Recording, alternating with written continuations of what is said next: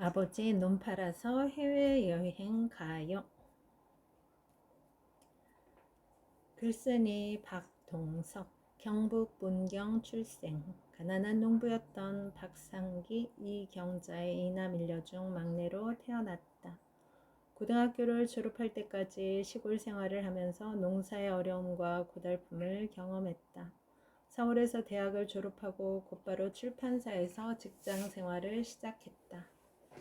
이후 어린이 관련 교육회사에서 연구원으로 일했다. 40대 초반까지는 주위를 둘러볼 여유도 없이 바쁘게 생활했다.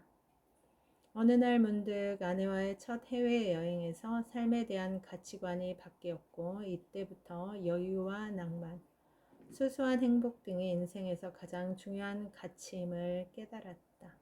특히 이른이 넘은 아버지를 모시고 떠난 부자의 첫 해외여행은 그에게 또 다른 삶의 희열을 선물해 주었다.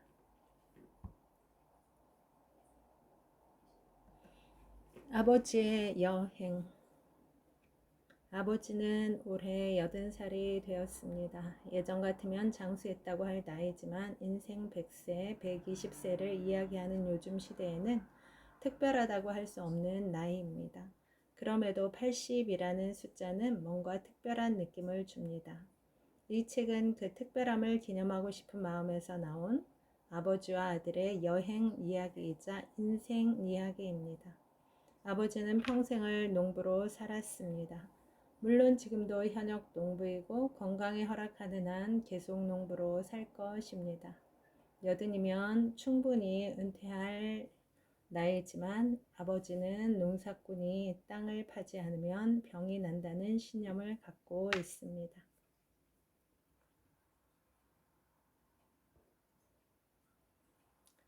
제가 알기로 아버지는 두루 다니며 보는 것을 좋아합니다. 그런 분이 오로지 농사만 지으며 80평생을 보냈습니다.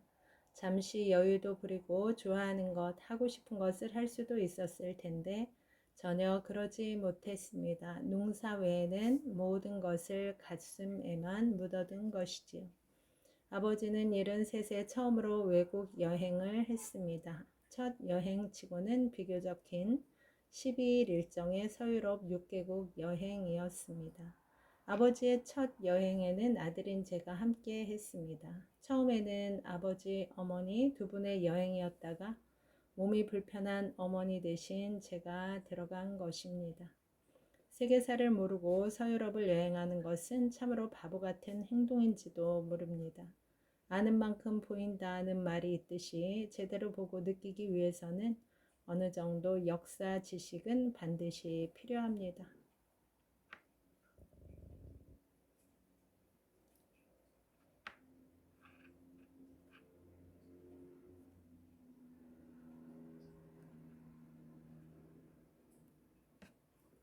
제가 아버지와의 여행을 글로 남기기로 결심한 두 번째 이유는 아버지가 여행을 통해 많은 것을 얻기를 바라는 마음에서입니다.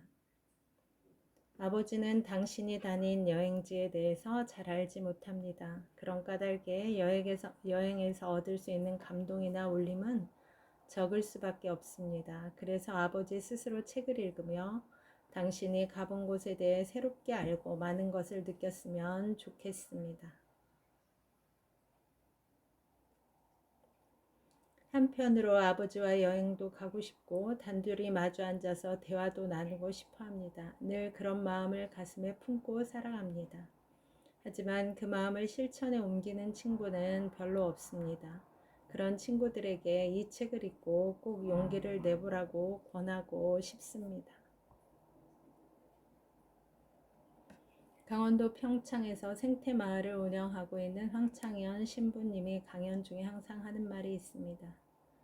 자식들이 맛있는 거 사주기를 기대하지 말고 자기 돈으로 사 먹으라고 강조합니다. 자식들이 사주기를 기다리다 보면 평생 못 먹는다는 뜻이지요. 또 자식들이 여행 보내주기를 기다리지 말고 자기 돈으로 가라고 말합니다. 신부님 말의 핵심은 자신의 인생을 살아야 한다는 것이지요. 저는 부모님이 자식들에게 재산 물려주는 것을 바라지 않습니다. 그렇다고 그 재산을 모두 기부하라고 말씀드리고 싶지도 않습니다. 저는 아버지 어머니가 그 재산을 다 쓰고 돌아가셨으면 좋겠습니다. 아플 때 대비해서 조금 남겨놓고 좋은 일에 쓸 돈 조금 남겨놓고 전부 다 쓰고 돌아가셨으면 좋겠습니다. 마음껏 썼는데도 조금 남아서 자식들에게 내려온다면 그건 감사한 일이지만 굳이 그렇게 되기를 바라지는 않습니다. 아버지와 단 둘이서 해외여행이라니 처음엔 나 자신도 실감이 나지 않았다. 지금 생각해보면 무슨 용기가 있어서 그런 결정을 했는지 모르겠다. 아버지와 여행을 가는데 용기가 필요한 걸까? 말해놓고 보니 그것도 우습다. 그만큼 아버지와 단 둘이서 여행을 간다는 것은 여러 면에서 부자연스러웠다. 내가 감당해야 할 일이 많았기 때문이다. 무엇보다 아버지가 낯설고 힘든 여정을 잘 견디어낼 수 있을지가 가장 큰 걱정이었다. 주사위는 던져졌다. 2013년 3월 3일 집 앞에서 탄 버스는 1시간을 달려 인천공항에 도착했다. 73세 시골 농부는 처음으로 인천공항을 보았다. 아버지에게 비친 인천공항은 어떤 느낌이었을까? 깨끗하면서도 거대한 공항 대합실은 시골 농부를 주눅들게 할 것 같았다. 앞으로 다른 나라 공항도 보겠지만 인천공항이 얼마나 대단한 공항인지 새삼 느꼈을 것이다.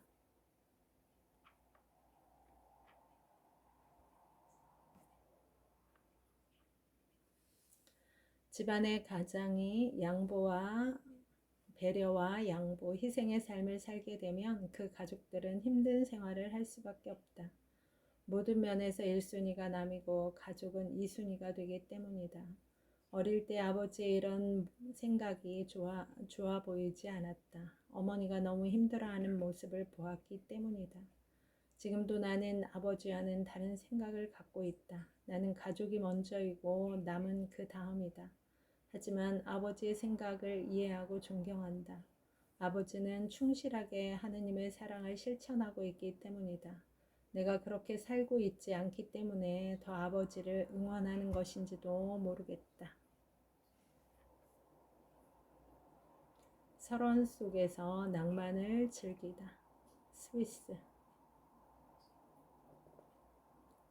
스위스는 작은 나라지만 볼 게 참 많은 나라다. 하지만 이번 여정에서 스위스는 알프스 산의 융프라우만을 보기 위해 잠깐 머무는 나라다.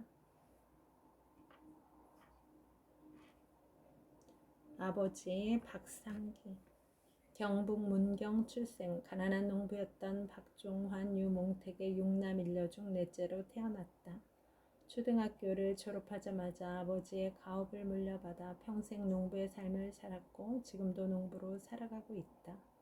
가난한 농부였지만 우직함과 성실함으로 자식 셋을 키워 모두 분가시키고 약간의 토지도 마련해 놓았다. 농부의 삶은 항상 가난했지만 그렇다고 인색한 삶을 살지 않았다.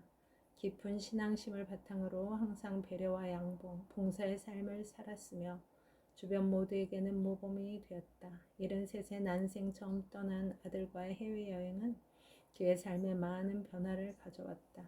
여행은 그에게 삶의 여유와 행복을 주었다. 어쩌면 여행은 평생을 성실하게 살았던 그에게 준 선물이었는지 모른다. 지금 80살이 된 그는 여전히 현역 농부이고 죽을 때까지 농부의 삶을 살 것이다. 예전과 달라진 점이 있다면 이것은 농부의 삶과 여행자의 삶을 함께 생각한다는 것이다. 그는 건강이 허락하는 한 아들과의 여행을 계속할 것이고 아들 역시 아버지와의 여행을 계속할 것이다. 두 부자의 여행은 현재 진행형이다. 여러분, 오늘도 좋은 날입니다. 오늘 하루 잘 살아내느라 수고 많았습니다. 힘내세요. 다음에 또 만나요. 감사합니다.